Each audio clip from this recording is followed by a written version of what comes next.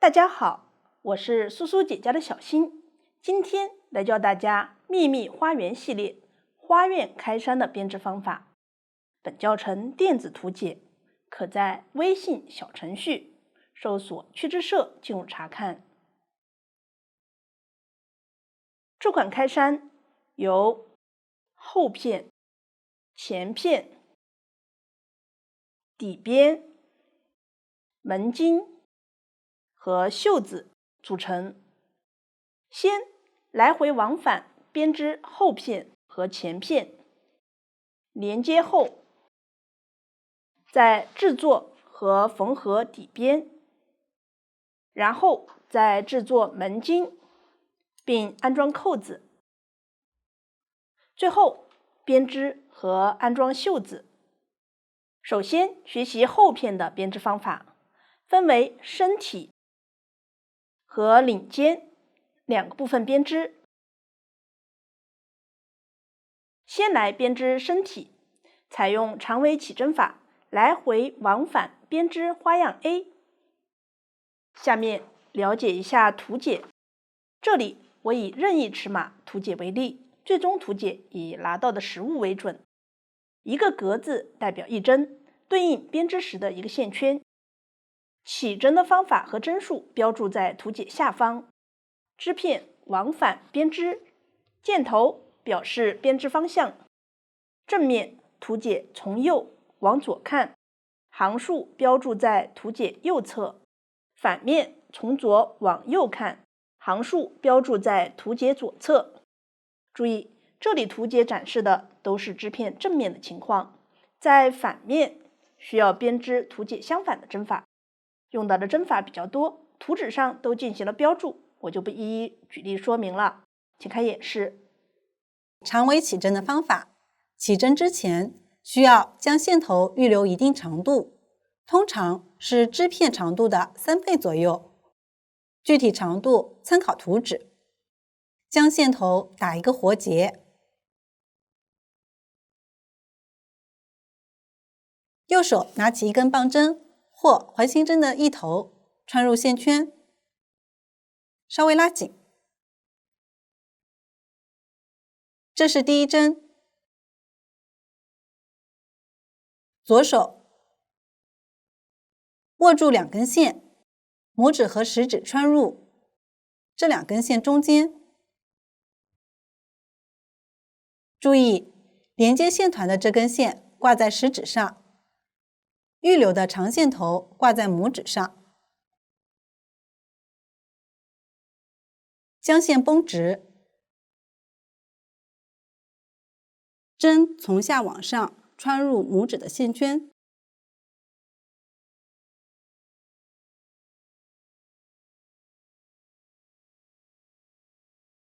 再从后往前挑起食指的线，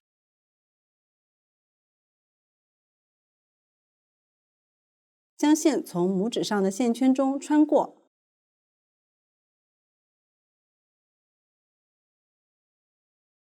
松开拇指的线，稍微拉紧。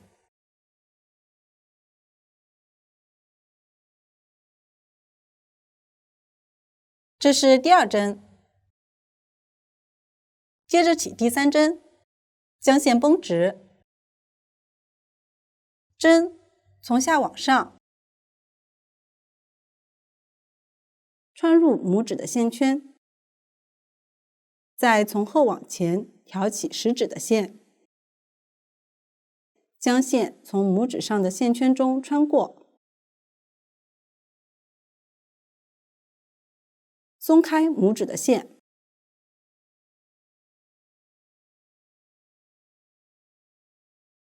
稍微拉紧。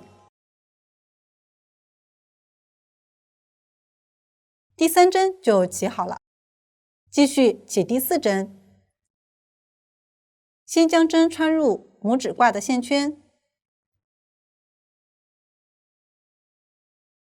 再挑起食指挂的线，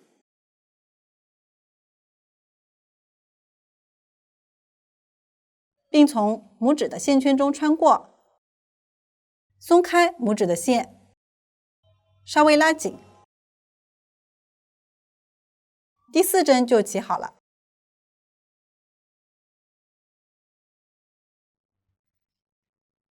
注意，连接线团的线始终挂在食指上，预留的线挂在拇指上，不要挂错位置。按照这样的方法继续起针。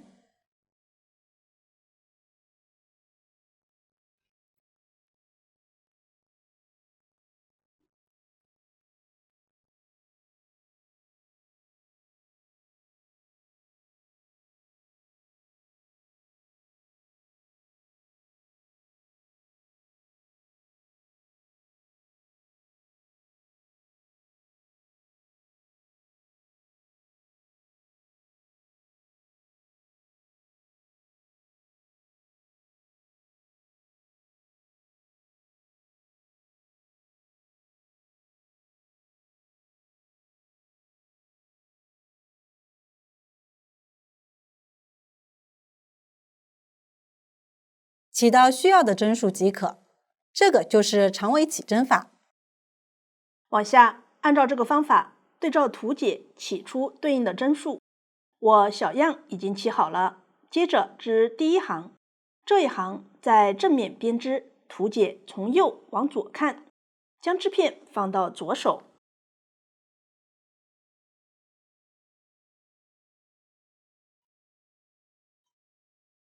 先织对应针数上针，注意线头在右棒针上方。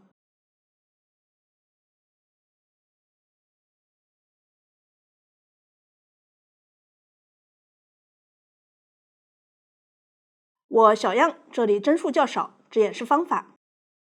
接着织一针下针，左上2针并一针，往后简称为左上并针。注意，先将线头绕的下方，右棒针从左向右，同时穿入这2个线圈，织一针下针。这个左上并针就完成了。接着织一针挂针，将线头从前往后，在右棒针上绕线，这样右棒针上就多出了一个线圈，一针挂针就织好了。接着织2针上针，注意先将线头绕的上方，然后再编织。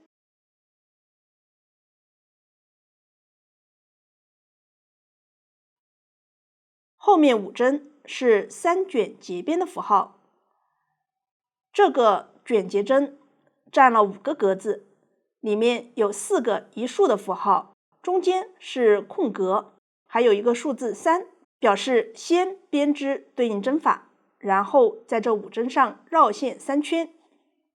先编织左棒针前5个线圈，织2针下针。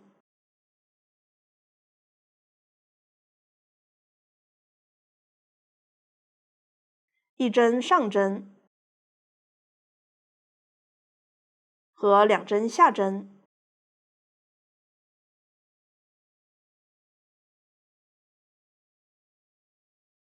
然后取出麻花针，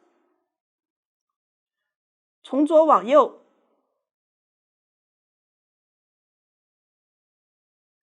穿入右棒针前5个线圈，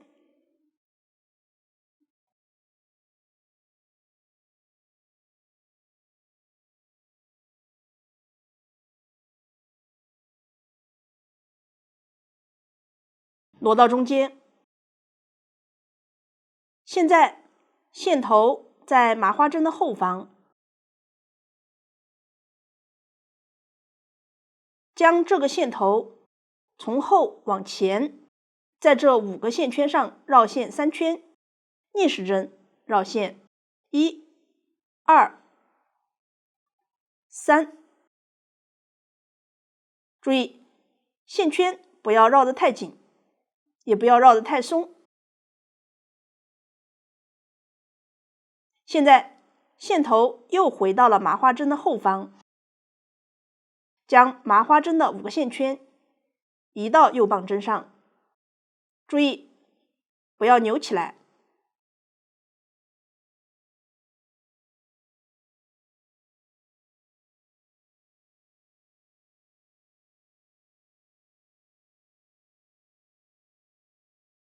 这个就是3卷结边。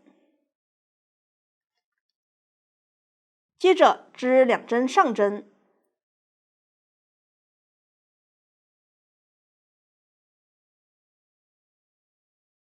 再织1个挂针，线头现在右棒针上方，后面是右上2针并1针的符号，简称为右上并针，线头继续留在上方。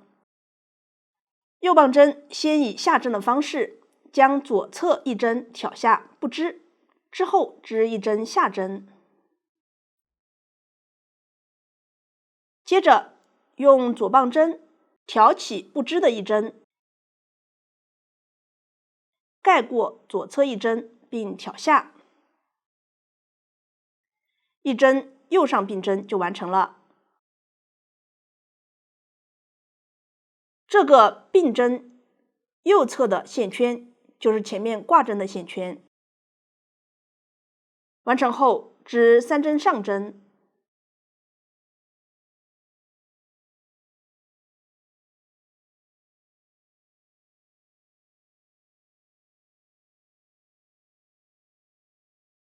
然后织1个穿过左针的盖针，这个盖针占了3个格子，将线头放到织片下方，右棒针从右往左挑起左棒针第3个线圈，套在左棒针前2个线圈上，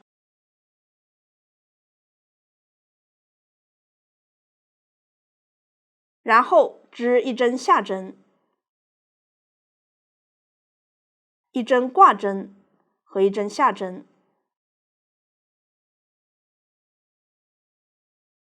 这样1个穿过左针的盖针就织好了。继续织9针上针，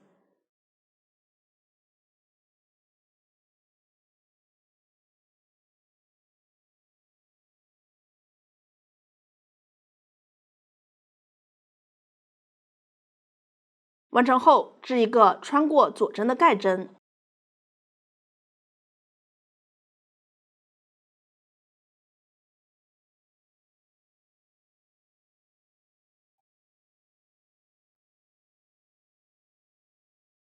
一组花样 A 就完成了。往下对照图解对应花样，织完这一行。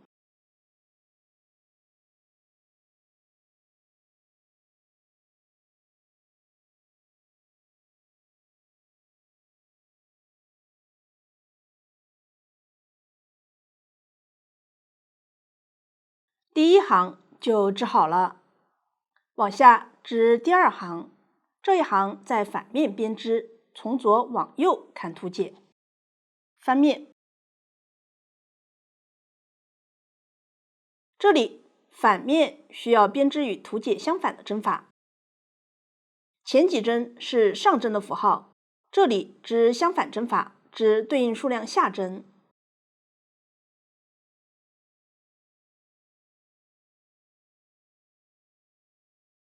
接着织2针上针，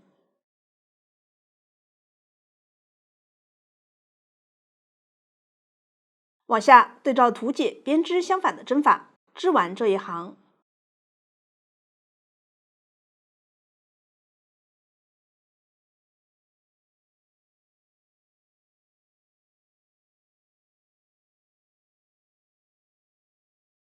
第2行就完成了，接着织第3行，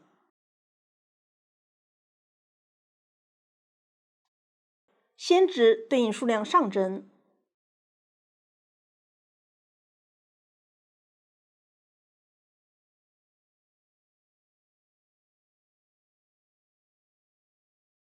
然后织1针挂针，后面是1个右上并针，继续将线头留在右棒针上方，编织右上并针。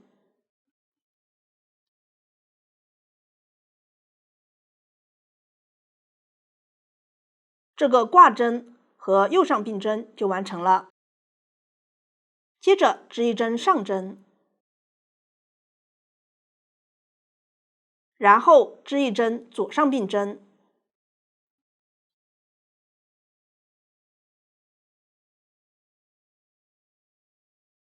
和一针下针，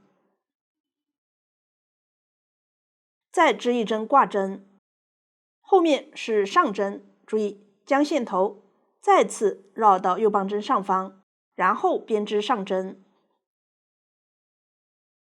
接着织一针挂针，线头已经在右棒针上方，直接织一针下针，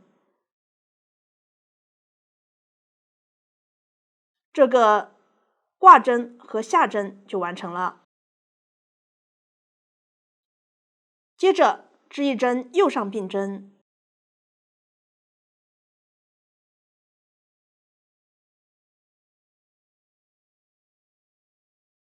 一针上针，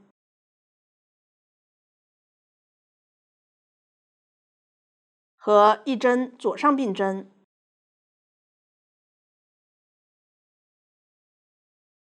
完成后织一针挂针和3针上针，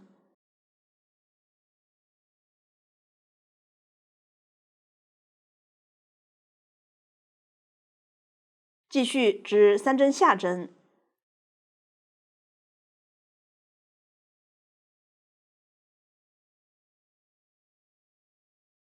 ，9针上针，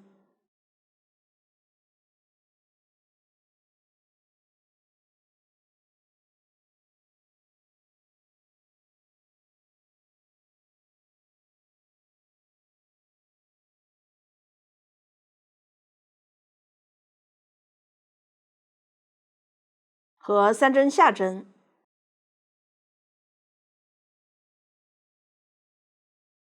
一组花样 A 就完成了。往下按照这个方法对照图解织完这一行。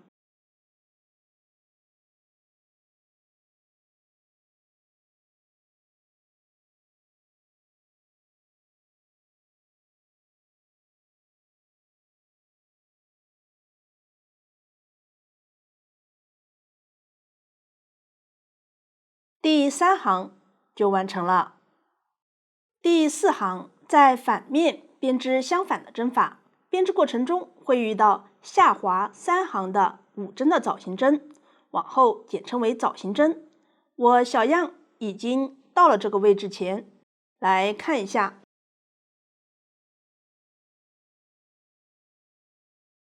这个枣形针占了6行，每一行对应一个格子，需要编织相应针法。这一行这里是空格的符号，实际在反面织一针下针。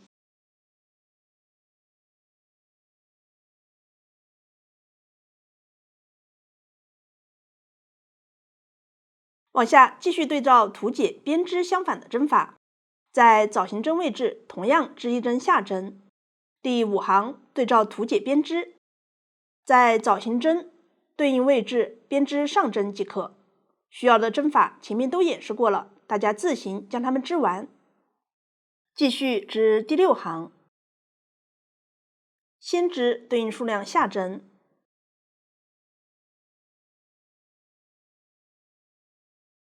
，6针上针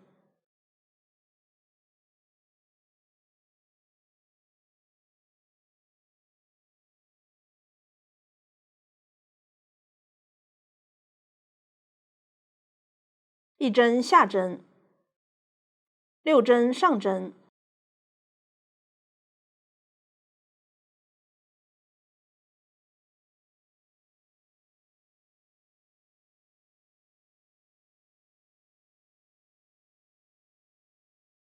和3针下针，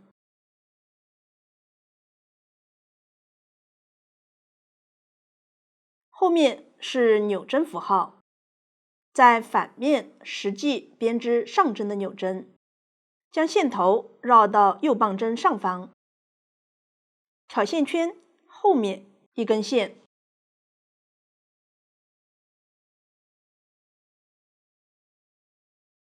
织一针上针，这个上针的扭针就织好了。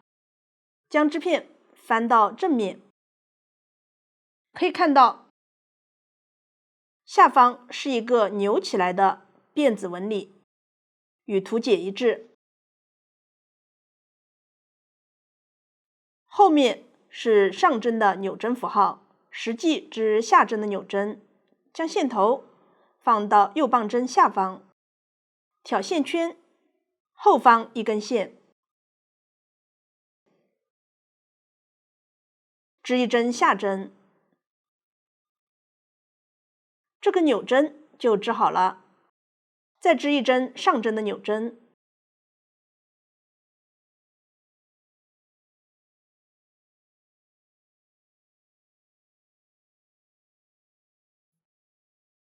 往下对照图解编织相反的针法，在枣形针对应位置继续织下针，织完这一行。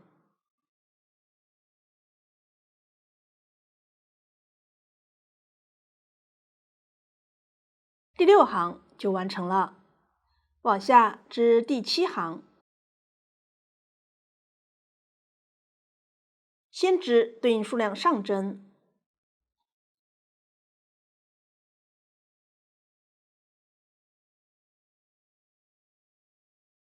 和一针下针，再织一针左上并针，一针下针和一针挂针，接着织2针下针，一针上针和2针下针，然后织一针挂针，一针下针，一针右上并针，一针下针和3针上针，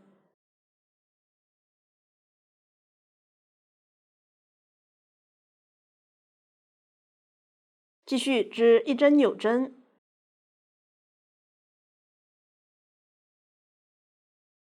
一针上针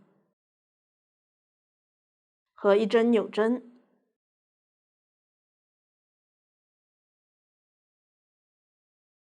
再织4针上针，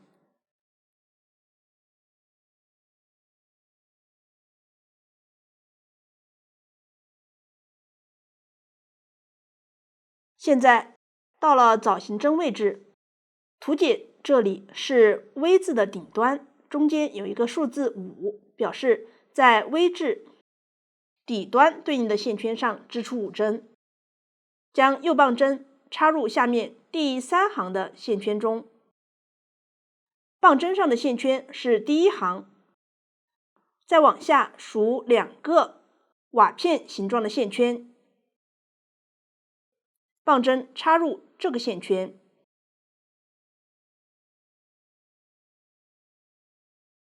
先织一针下针，注意将线圈稍微拉长一点，然后织一针挂针，再在这个线圈中织一针下针，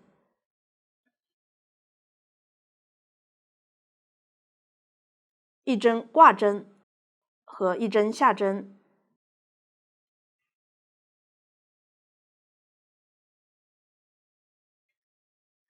这样5针就织好了。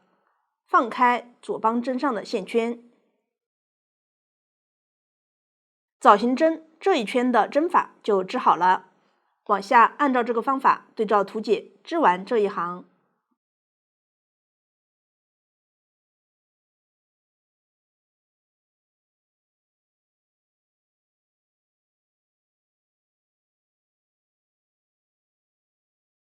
第7行完成。接下来织第8行，对照图解编织相反的针法，到了新的枣形针第1行对应位置，织一针下针，继续织一针下针，接着到了前面枣形针放出来的5针对应位置，一针对应一针，挑放出来的线圈织5针上针，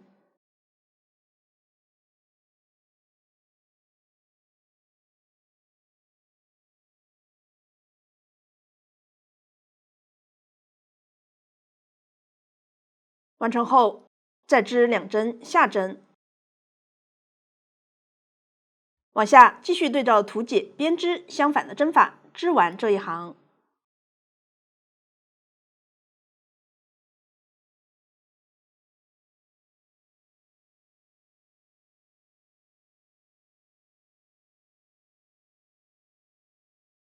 第8行完成。接下来至第9行，先对照图解编织对应针法，到了这个枣形针放出来的这5针前，现在图解是中上5针并1针的符号，右棒针从左向右，以下针的方式将左侧3针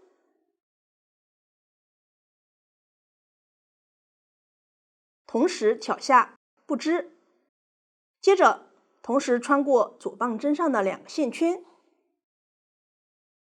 织1针下针。完成后，用左棒针挑起之前挑下不织的3个线圈，盖过左侧1针，并挑下。这5针就并成1针了，并且中间的线圈在上方，这个枣形针就完成了，一共占了6行。往下按照这个方法织完这一行。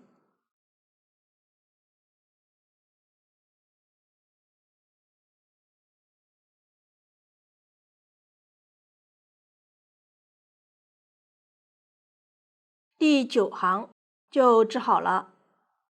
往下身体剩余部分都是在正面编织图解对应针法，在反面编织图解相反针法，大家对照图解将它们织完。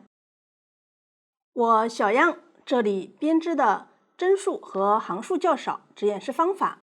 编织身体最后一行时，需要标记位置。我小样已经织完最后这一行，在刚完成的这一行左右边缘，分别挑这样2根线，扣记号扣标记。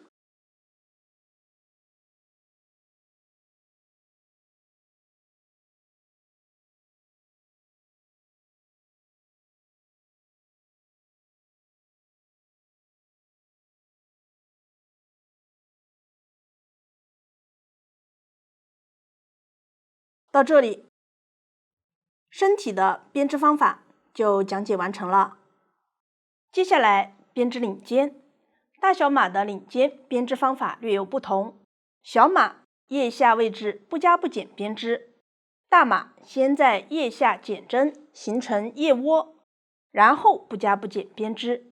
2个尺码都需要在肩部引反编织斜肩，请看我演示具体的编织方法。小码对照图解不加不减编织，我用这个小样演示一下大码腋下减针的方法。小样针法随机，只演示方法。先来织第1行，先织一个上针的左上2针并1针，往后简称为上针的左上并针。右棒针同时挑起左侧2针，一起织1针上针，上针的左上并针就织好了。接着对照图解编织对应针法，直到最后2个线圈前。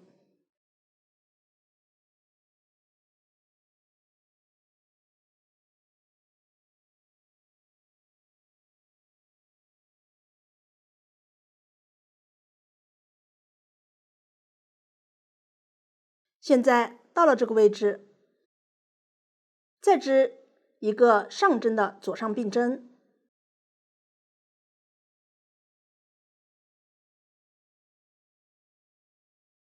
第1行就完成了。接着织第2行，这一行在反面编织。图解第1针是上针左上并针，实际织相反针法，织一个下针左上并针。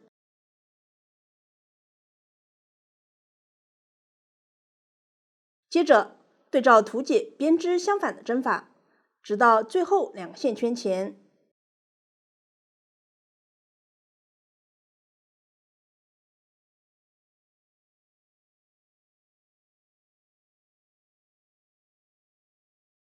现在到了这个位置，再织一个下针的左上并针，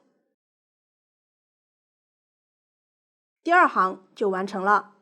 往下大家对照图解编织，直到斜肩位置前。接下来用小样讲解一下肩部引返的方法。全部完成后，用扶针收针的方法收完所有线圈。大家可以先观看视频学习方法，然后对照图解编织对应部位。在左侧留针的引返，可以看到这里需要引返6行。第1行在正面编织，结尾预留5针不织。我已经织好了。第2行在反面编织，先在右针上像这样织一个挂针，挂针不要太松，然后织一个滑针，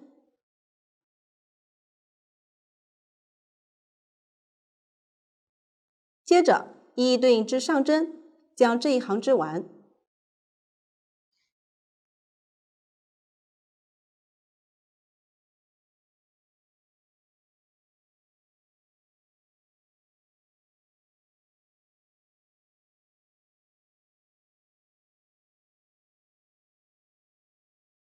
完成后，继续织第3行。这一行结尾除了开始的5针，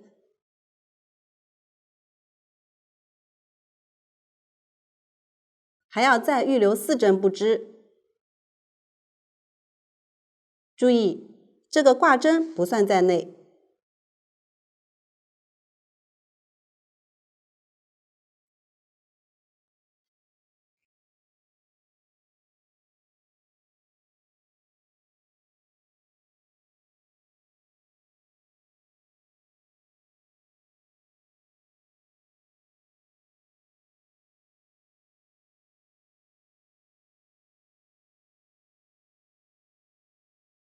完成后，继续织第4行。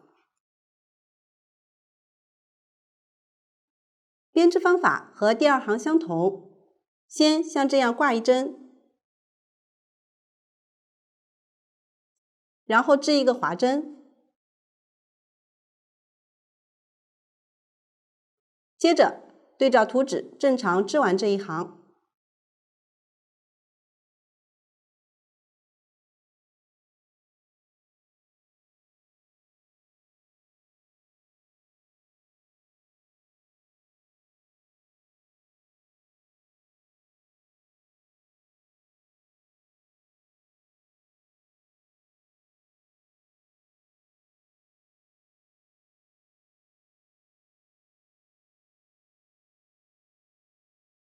接下来的第5行，结尾要再预留4针，同样挂针不算。第6行编织方法也和第2行相同。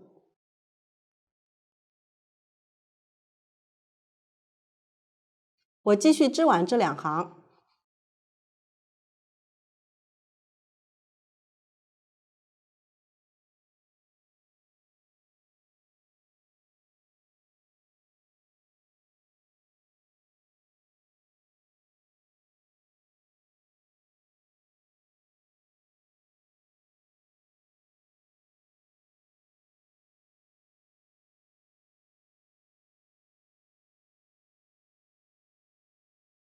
现在我这个引返的行数已经织完了，最后需要再织一行，消除行差，简称消行。先一一对应织下针，一直织完挂针的前一针。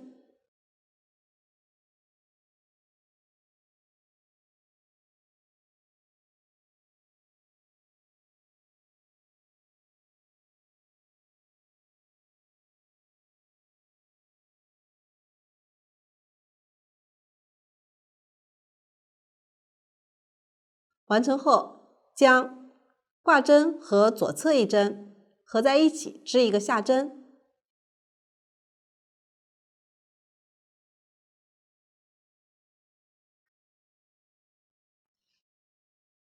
后面每次织到挂针位置时，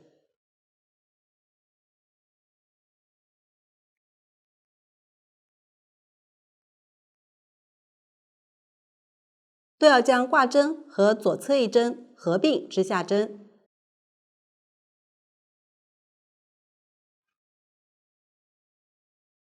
继续将这一行织完。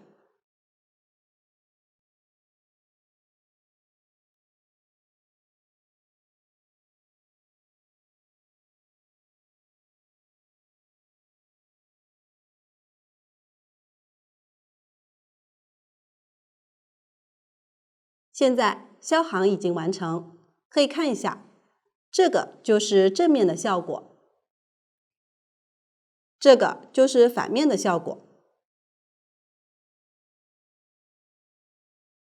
有时候为了使两侧的行数相同，还要再织一行，大家具体根据图解编织即可。在右侧留针的引反可以看到，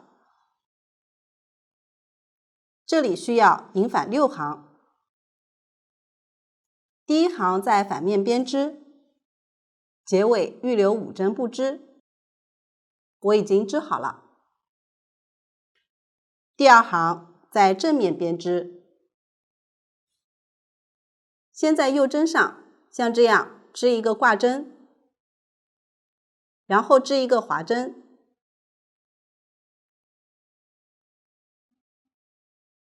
接着一一对应织下针，将这一行织完。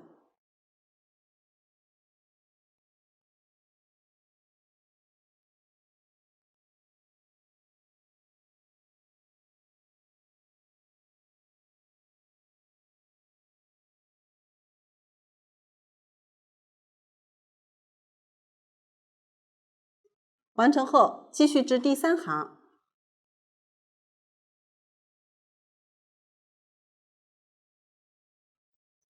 这一行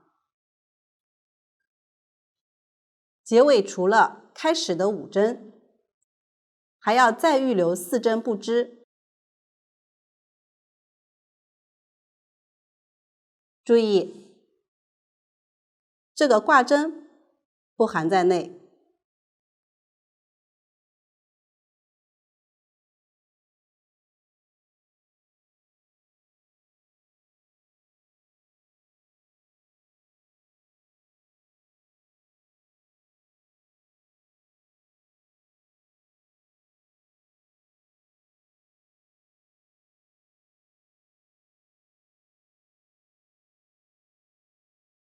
完成后，继续织第4行。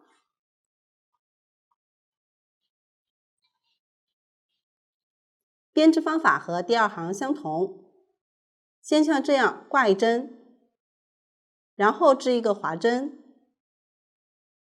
接着对照图纸正常织完这一行。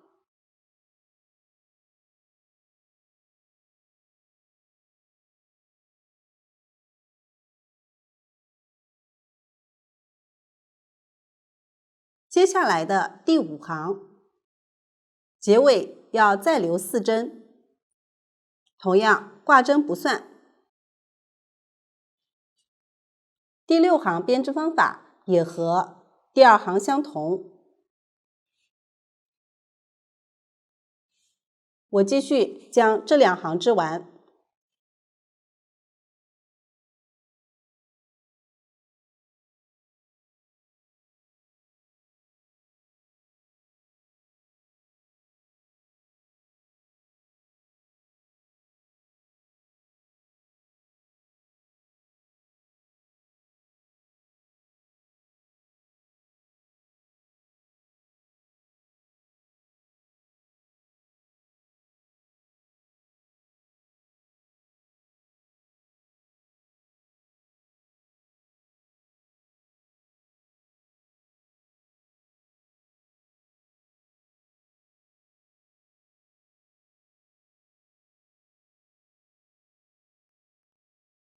现在我这个引反的行数已经织完了。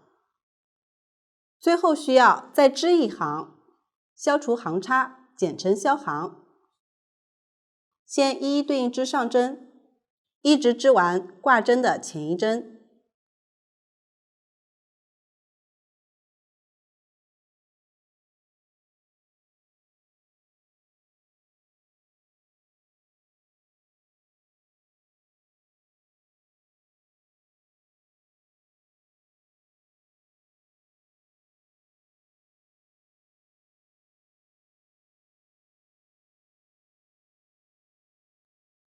完成后，将挂针和左侧一针先交换位置，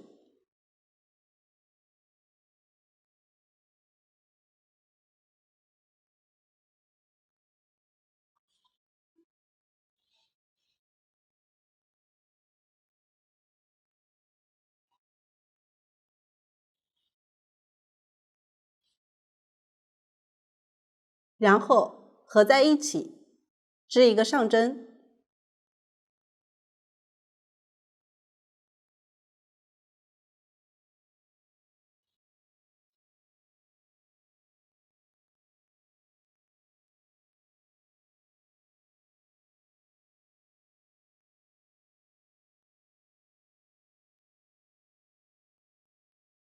后面每次织到挂针位置时，都要将挂针和左侧一针交换位置。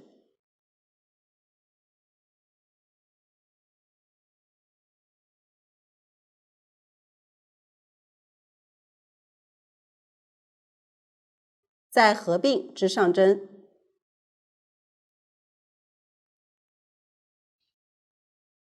继续将这一行织完。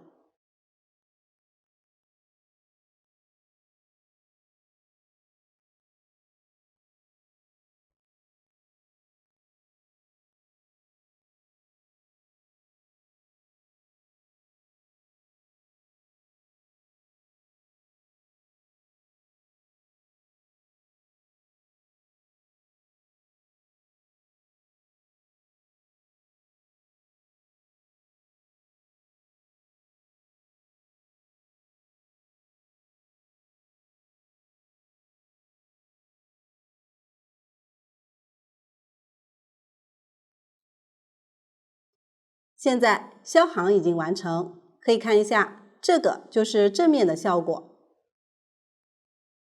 这个就是反面的效果。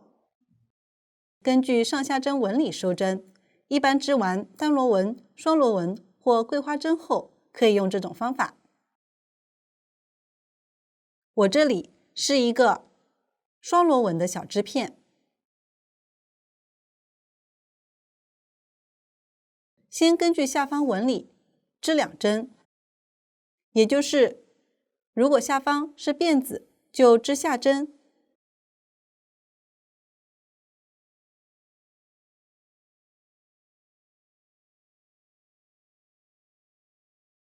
这里小织片下方是连续2个辫子，因此连续织了2个下针，然后左针挑起前一针，盖过后一针，并挑下，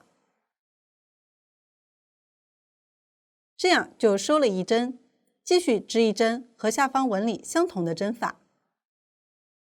这里是横线，因此织一个上针，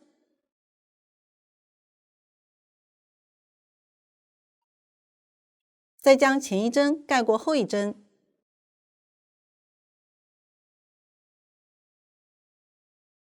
这样就又收掉了一针。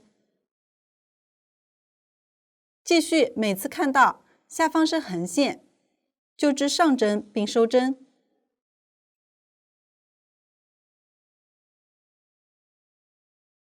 看到下方是辫子，就织下针并收针。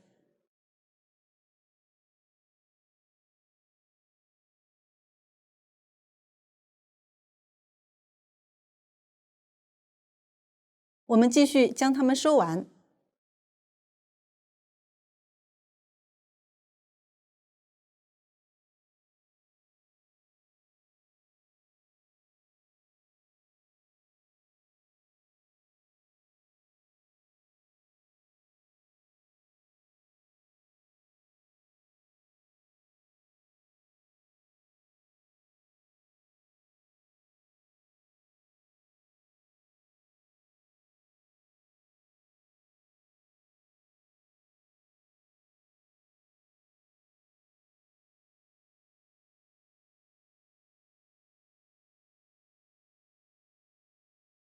最后还剩一个线圈时，自行断线，按照前面的方法收好线头即可。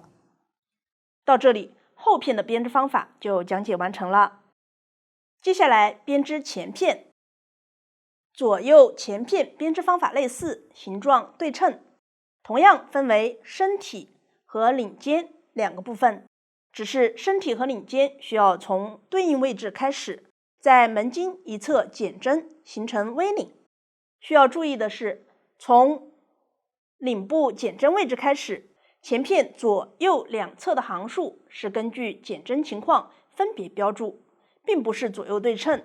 编织过程中没有用到新的针法，大家对照图纸编织即可。斜肩处同样进行引反编织。最后，肩部与后片对应线圈通过合并收针的方法连接。全部完成后，前后片身体侧面采用行与行连接的方法进行缝合。请看演示。第一种是针与针连接，这种情况在都是线圈的状态下，比较常用的一种连接方法，就是通过合并收针将织片拼接起来。通常用于前后片的肩部拼接。两个织片都是线圈状态，我们将大平针这一面作为正面，合并收针一般在织片反面进行，也就是需要将拼接的两个织片正面相对。通常其中一个织片是不断线的，这根线无论在哪个织片上，将流线的这一侧放在右侧。一般合并收针时都是边织下针边收针。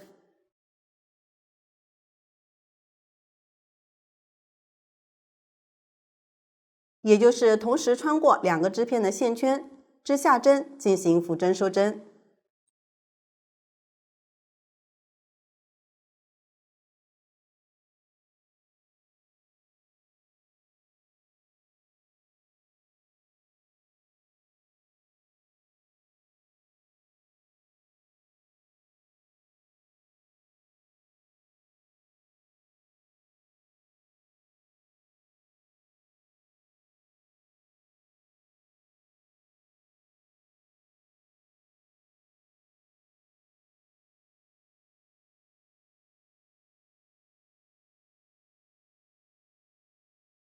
两个织片的针数通常是相同的，一一对应编织并收针即可。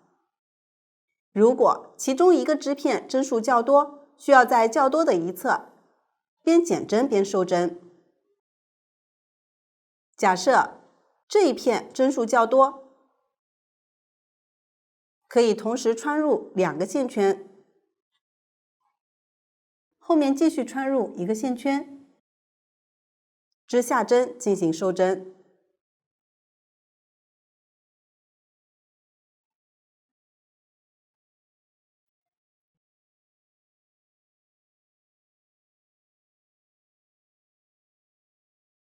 如果是后面这个织片针数较多，就同时穿入后面两个线圈，织下针进行收针。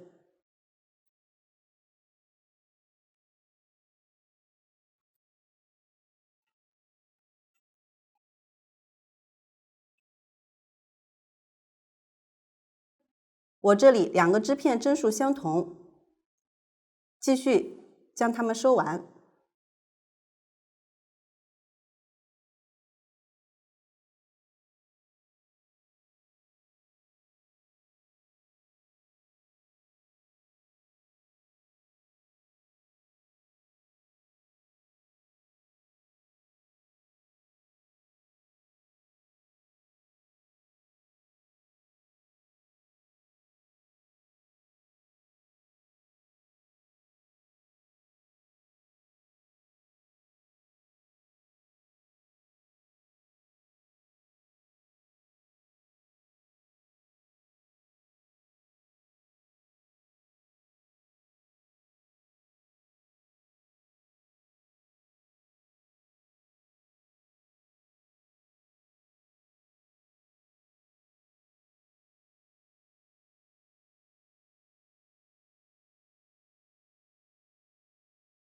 线头打结藏一下即可。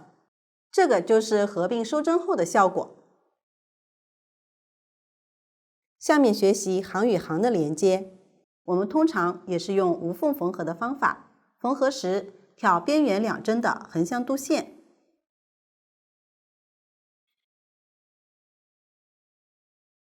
我们可以先来认识一下织片，首先找到边缘第一针。边缘第一针通常会有4种情况，第一种是滑针，也就是顺着纹理挑下不织，形成大辫子。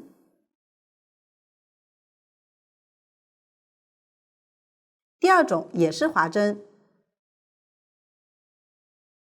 只是滑针编织时和下方纹理相反，形成这样的结。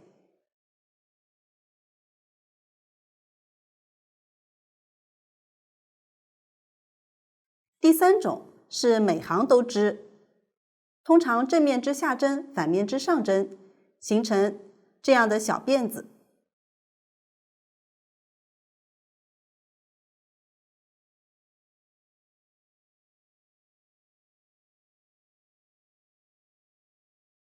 第四种也是每行都织，通常正面和反面都织下针，形成搓衣板针。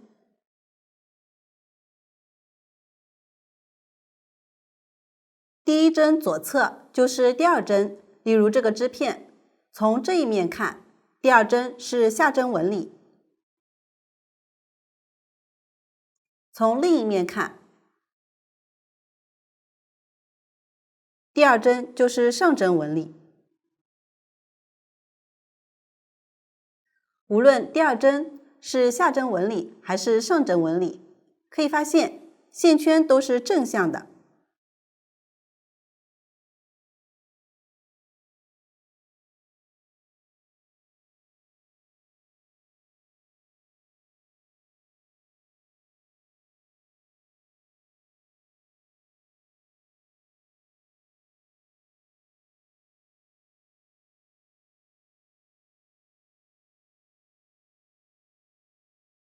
这样倒着的线圈，下方的横线就是两针之间的横向度线。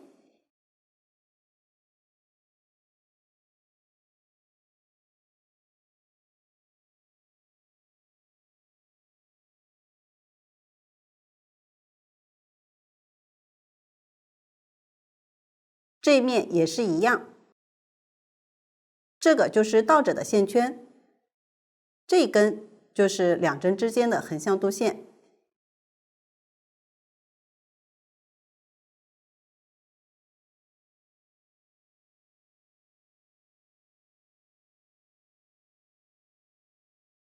边缘织搓衣板针也是一样，这个就是第二针。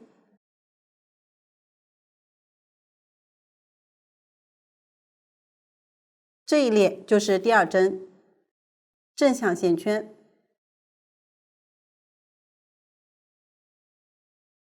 这两针之间倒着的线圈，这样的一根线，就是两针之间的横向度线。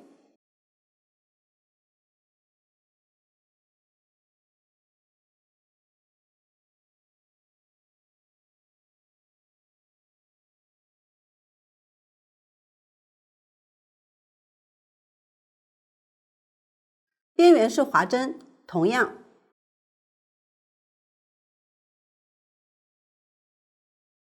这两针之间也是有一根根横向度线。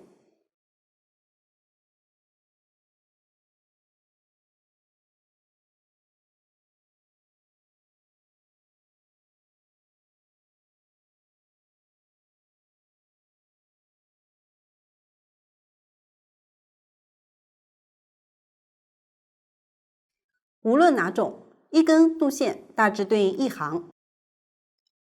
缝合前，大家可以先将线头在反面藏几针，并打结固定。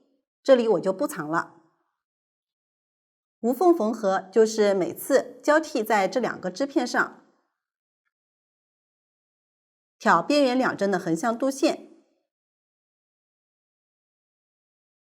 进行缝合。每次挑1到2根，注意，如果2个织片行数相同，就可以一一对应缝合，也就是每次挑的度线数量都相同。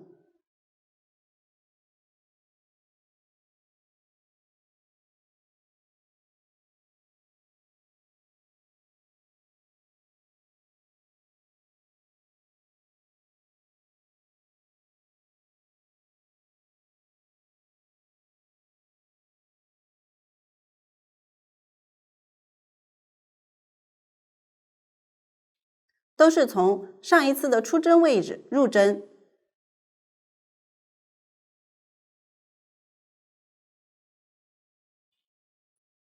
来挑横向度线。这里我每次挑1根。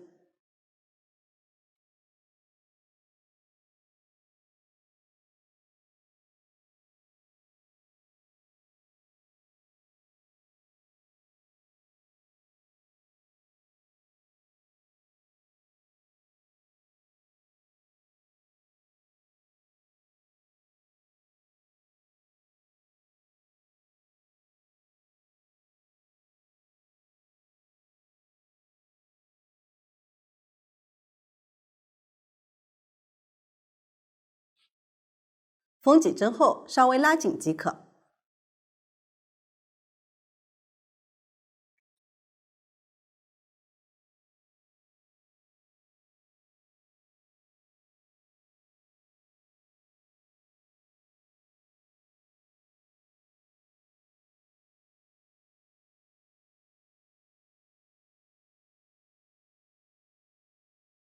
如果2个织片行数不同，但要将织片均匀地缝合在一起，可以在行数较多的一侧适当多挑，例如整体上每次都是挑1根线，行数较多的一侧可以在适当位置挑2根线。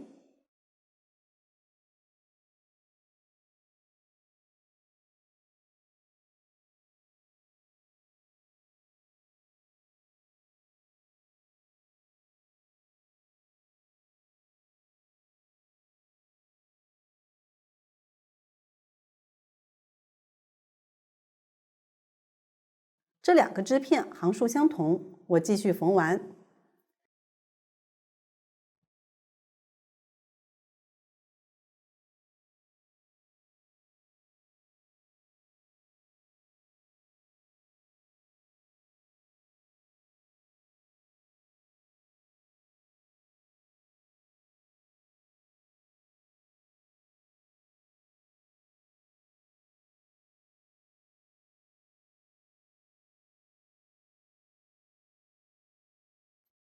这个就是行与行无缝缝合的方法。这样前片的编织方法就讲解完成了。接下来编织底边和门襟，先编织底边，与身体下摆缝合，然后编织并缝合门襟，最后在对应位置缝合扣子。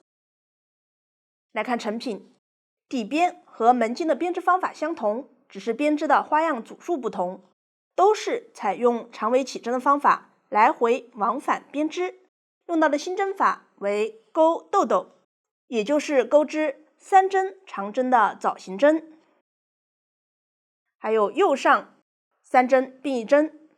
请看针法演示。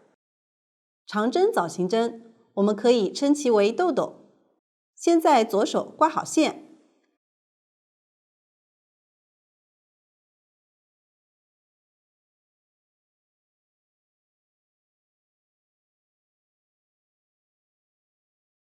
然后将线从左针的线圈中勾出，以下针方式穿入线圈，将线勾出，注意防止其他线圈滑脱。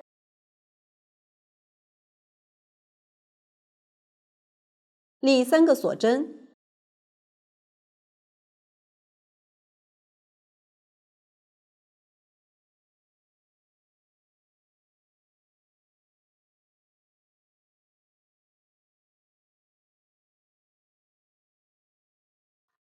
然后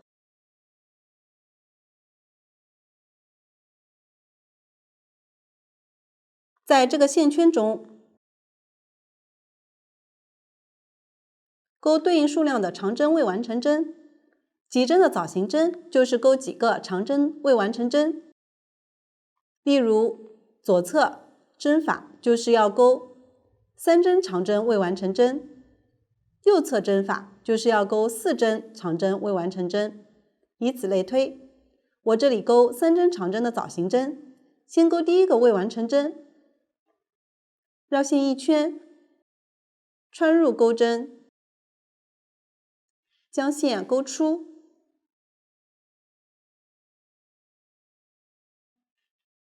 绕线，将线从前2个线圈中勾出。这个就是长针未完成针，确保勾完后和右侧大致齐平。按照这样的方法再勾2个。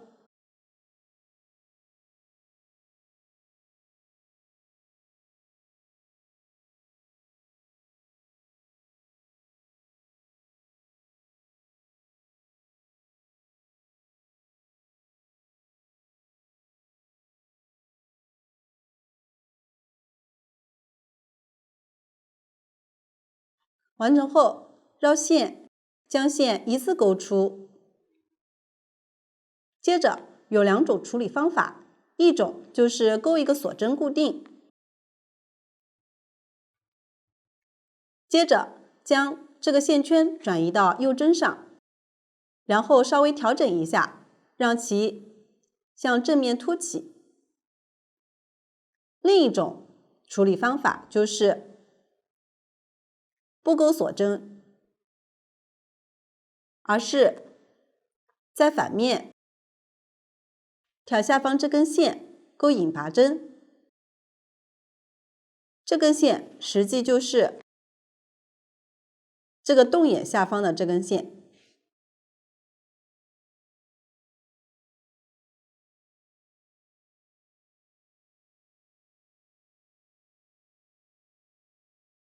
穿入钩针，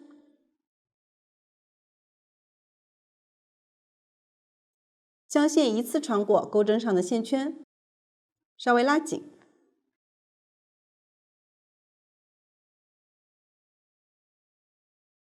大家钩织时可以根据个人习惯或者自己喜欢的效果即可。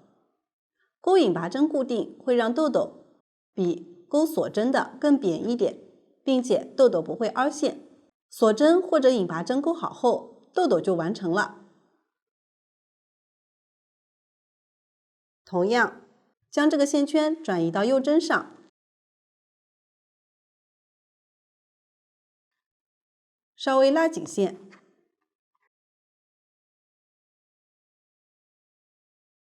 继续正常编织豆豆后面的针法即可。长针枣形针就讲完了。右上3针并1针，先从左往右挑下1针，然后将左侧2针同时织一个下针，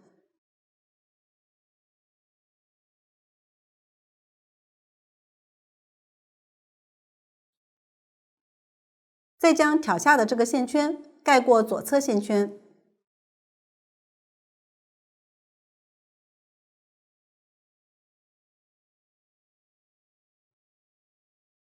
下针的右上3针并1针完成。可以看到，右侧的这个线圈在最上方。底边完成后，采用针与行缝合的方法，将底边缝合到衣服下摆位置。请看演示。如果针是收针状态，需要与行缝合。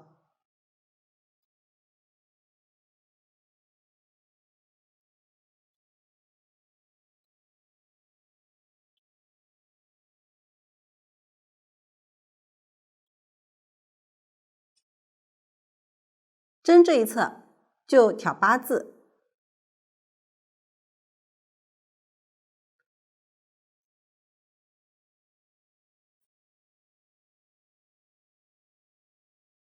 行这一侧就挑横向度线。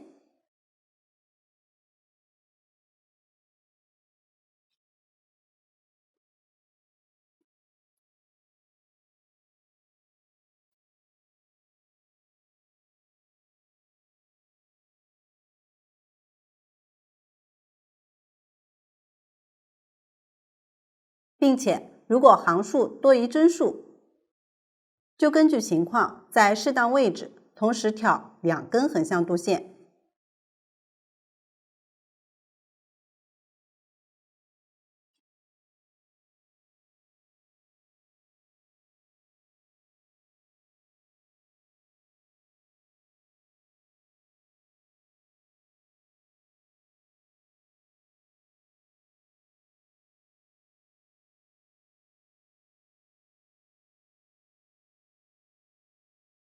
如果不需要缝出来辫子效果，就将线拉紧即可。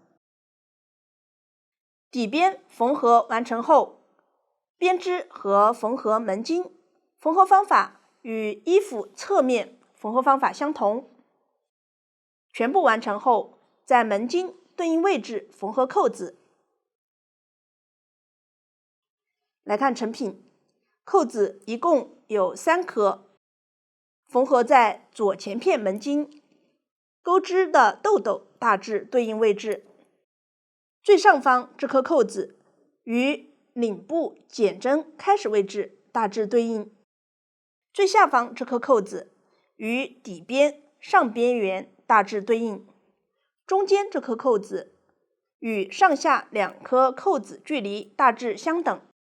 缝合方法不固定，将扣子缝合牢固，并且扣子的心形尖端朝下即可。方法比较简单，没有用到新的针法，大家自行对照图解将它们完成。接下来编织袖子，左右袖子相同，分为袖身和袖边2个部分，其中袖身采用长尾起针法，来回往返编织花样 A。 编织过程中在两侧加针形成斜边，全部完成后扶针收针。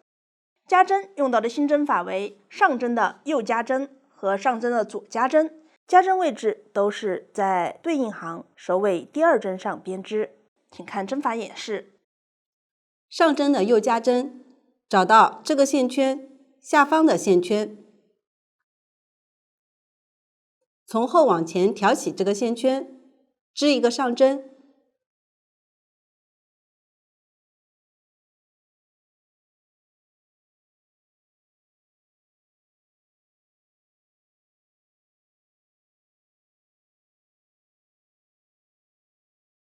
这个就是加出的一针。接着将这个线圈织一个上针，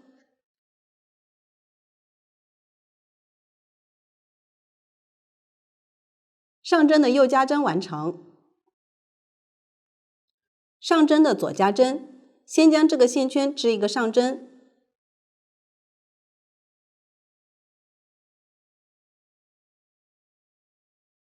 然后找到这个线圈下方第2个线圈，挑起这个线圈，织一个上针，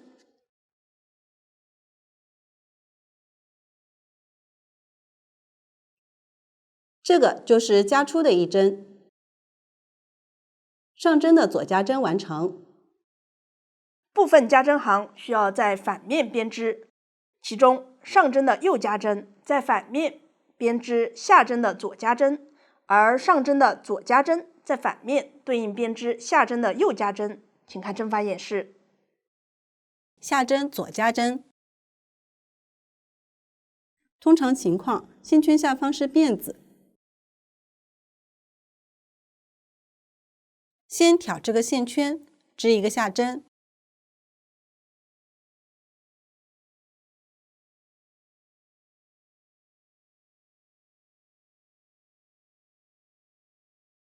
然后找到线圈下方第2个辫子，左针从左往右挑起这个辫子左侧一根线，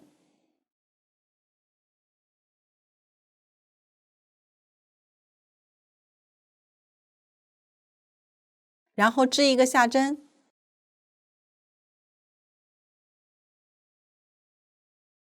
左侧这一针就是加出的一针，这样下针左加针就织好了。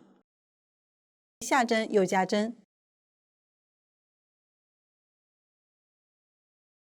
通常情况，线圈下方是辫子，先挑这个辫子右侧一根线，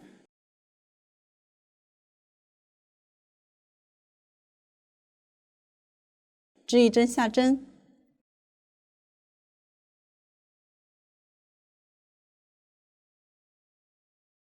这个就是加出的一针，然后继续穿入这一针的线圈，织一个下针，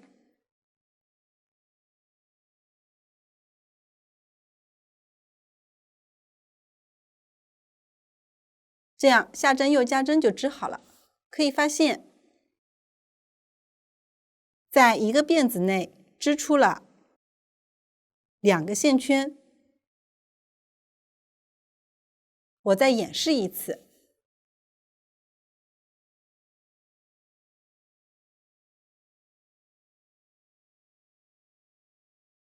先挑下方，辫子右侧一根线，织一个下针，然后挑起这个线圈，再织一个下针即可。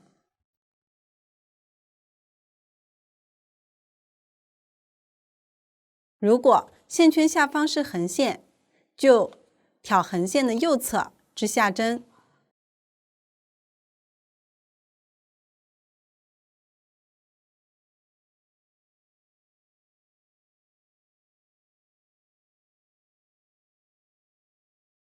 再挑这个线圈织下针即可。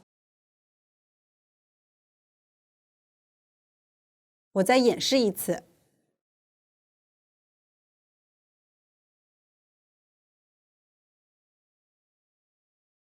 先挑横线右侧织一个下针，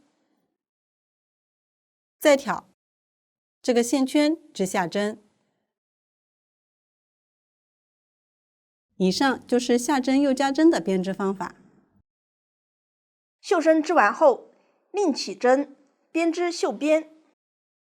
完成后，缝合到袖身起针一侧，方法与底边缝合方法相同。完成后，将袖子的侧面对齐缝合，方法与前后片侧面缝合方法相同。然后安装到袖笼对应位置，缝合方法与底边缝合方法相同。大家参考前面的演示，自行将它们织完，这样袖子的编织方法就讲解完成了。到这里，这款开衫的编织方法就讲解完成了。如果大家在编织的过程中还有不清楚的地方，可以与我们的客服联系。苏苏姐家一针一线，享受生活乐趣。感谢大家的观看，我们下集再见。